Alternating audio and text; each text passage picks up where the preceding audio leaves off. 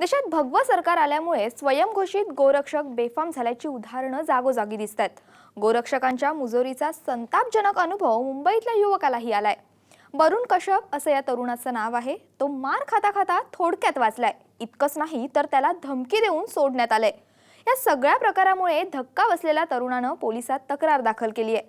खरं तर हा तरुण नेहमीप्रमाणे कामावर जाण्यासाठी त्यानं रिक्षा पकडली। त्याचे लांब केस आणि उजव्या बाजूचं टोचलेलं नाक हे अनेकांच्या औत्सुक्याचा विषय होता। रिक्षात बसताच रिक्षावाल्यानं वरुण कश्यपला तुझं गाव कोणतं असा प्रश्न केला। वरुणनं आसाम असं उत्तर देताच आसाम कुठे आहे हे नेमकं समजायला रिक्षावाल्याला थोडा वेळ गेला। सिग्नलवर रिक्षा थांबवली आणि रिक्षावाल्याची नजर वरुणच्या लेदर बॅगवर पडली।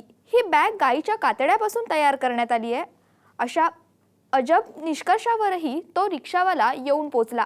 त्यानंतर एका छोट्या मंदिराजवळ रिक्षावाल्यानं रिक्षा थांबवली आणि तिघांना इशारा केला। या तिघांनी वरुणला धमकावलं। त्यानंतर आज तो बच गए असं म्हणत रिक्षावाल्यानं या तरुणाला सोडून दिलं। पण आलेल्या या धक्कादायक अनुभवानंतर वरुणनं पोलिसात तक्रार दाखल केली आहे। आणि याच विषयावर साम टीव्हीचे संपादक संजय आवटे यांनी लोकभावना नेमकी काय आहे हे सांगण्याचा प्रयत्न केलाय। तसंच असे प्रकार कसे निंदनीय आहेत याबाबत आपली परखड आणि स्पष्ट मत देखील त्यांनी मांडलंय।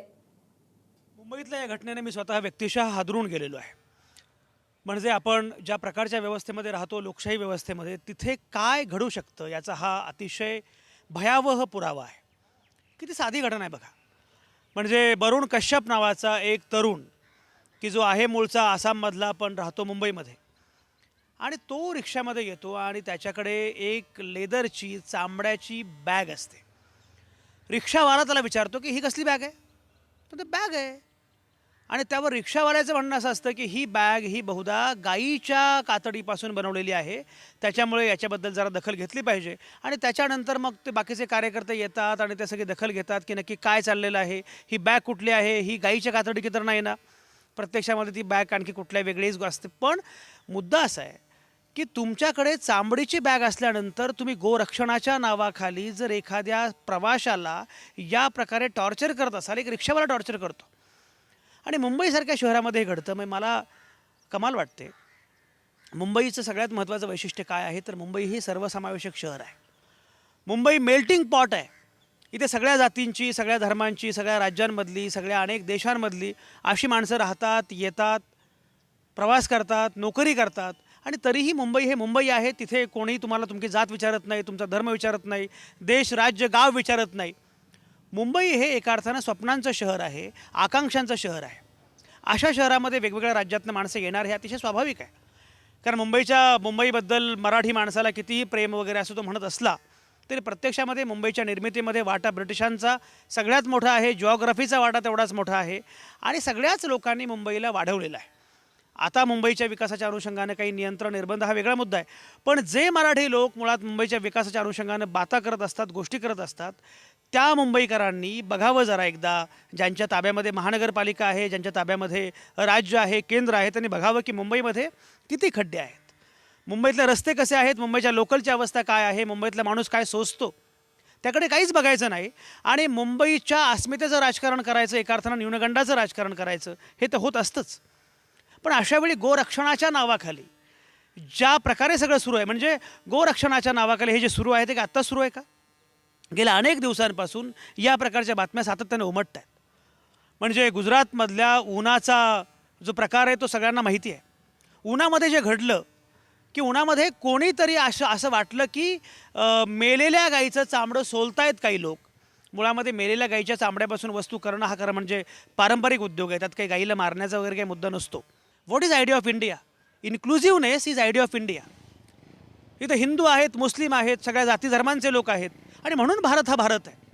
आणि हे आज घडतंय की ज्या दिवशी नरेंद्र दाभोलकरांची 3 वर्षांपूर्वी हत्या झाली अशाच मुद्द्यातून, की केवळ तुमचा विचार जो आहे तो विचार आम्हाला मान्य नाही, तुम्ही जो भूमिका जी मांडता आहात ती भूमिका मला मान्य नाही आहे, म्हणून नरेंद्र दाभोलकरांचा खून झाला, म्हणून खून झाला कॉम्रेड गोविंद पानसरेंचा, आणि म्हणूनच खून झाला कलबुर्गींचा।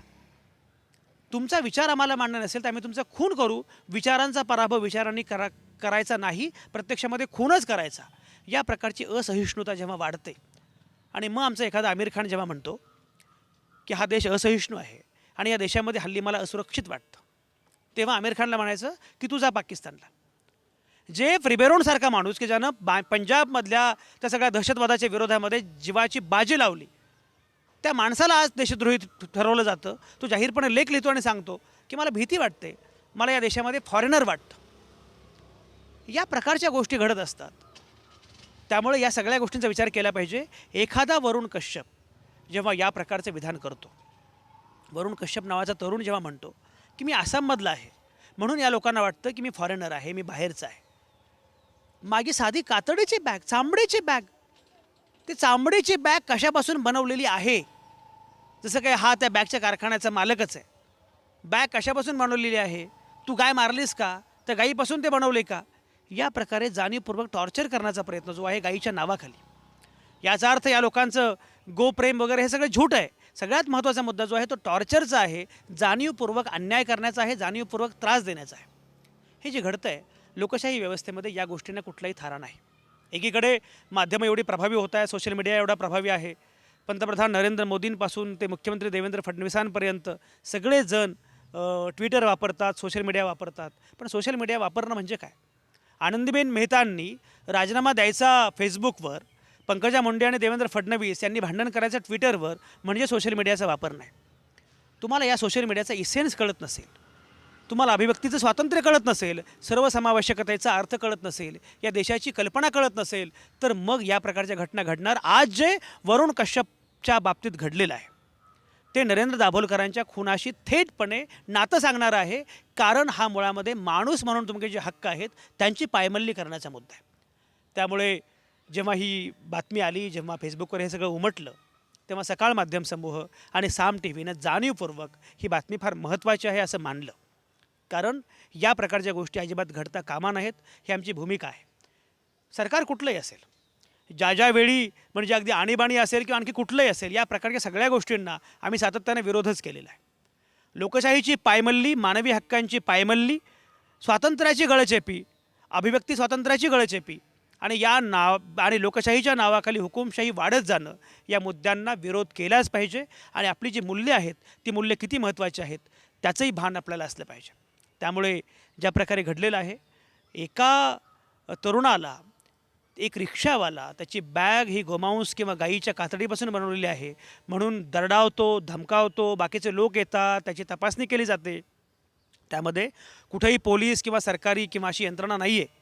हे जे घडतं आहे ही घटना अतिशय गैर आहे आणि या घटनेचा निषेध सर्व स्तरांवरून करणं हे अत्यंत महत्त्वाचं आहे. कारण आज खामोश रहे तो कल सन्नाडा छायेगा. त्यामुळे अजिबात गप्प राहून चालणार नाही. या सगळ्या मुद्द्यांचा विरोध केला पाहिजे, निषेध केला पाहिजे. ही भूमिका प्रत्येक सजग नागरिकांनी घेतली पाहिजे. ही भूमिका पक्षविरहित आहे. मी मगाशी म्हटल्याप्रमाणे कुठला पक्ष सत्तेवर आहे, कोण पंतप्रधान आहे, कोण मुख्यमंत्री आहे, हा मुद्दाच नाही आहे. मुद्दा जो आहे तो आहे सर्वसामान्य माणसाच्या नैतिकतेचा, चारित्र्याचा, त्याच्या मालकीचा. मी नेहमी सांगत असतो की मुळामध्ये आम्ही भारताचे लोक, या देशावर सत्ता कोणाची आहे? सर्वसामान्य भारतीयांची आहे. जेव्हा सर्वसामान्य भारतीयांना, मग तो मणिपूरमधला असेल, आसाममधला असेल, मुंबईतला असेल, पुण्यातला असेल, या प्रकारे कोणीही दरडावतं, धमकावतं आणि त्याला पुरावे द्यावे लागतात, तेव्हा हे सगळ्यात गैर असतं. या प्रकारच्या घटना अतिशय गैर आहे, त्यांचा आपण निषेध केला पाहिजे. आणि केवळ निषेध करून चालणार नाही, तर हा मेसेज जो आहे तो अशा प्रकारे पोहोचला पाहिजे की अशा प्रकारचं धाडस कोणीही करणार नाही. ज्या लोकांनी अशा प्रकारच्या कृती केल्या त्यांना त्यावेळी त्यांच्यावर कारवाई झाली पाहिजे, जरब बसली पाहिजे. नाहीतर पंतप्रधान नरेंद्र मोदींनी जे सांगितलं की गोरक्षणाच्या नावाखाली दुकानदारी सुरू आहे, ती दुकानदारी केवळ गुजरातमध्ये सुरू नाही, ते आता मुंबईमध्ये पण आलेली आहे. ती दुकानदारी सगळीकडे सुरू होण्याची शक्यता आहे. योग्य वेळीच त्याला प्रतिबंध केला पाहिजे. म्हातारी मेल्याचं दुःख आहेच, पण त्यापेक्षाही काळ सोकावतो हे जास्त भयानक आहे.